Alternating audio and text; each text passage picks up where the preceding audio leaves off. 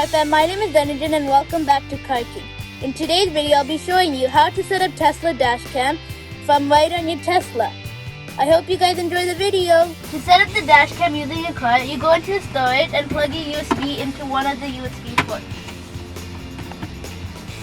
Then press on the car icon and go to safety and security and go down to dashcam. Then press format USB device. And then it will pop up with this message and you press format.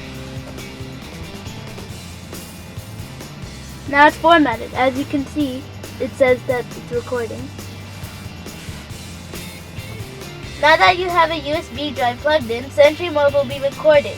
Also, when you're driving, dashcam will be recording on all 8 cameras. And if you press the dashcam icon, it will record 10 minutes back.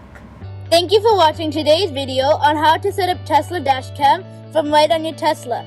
Make sure to subscribe and hit the notification bell so you'll not miss a Car King video again. I'll see you soon. Bye!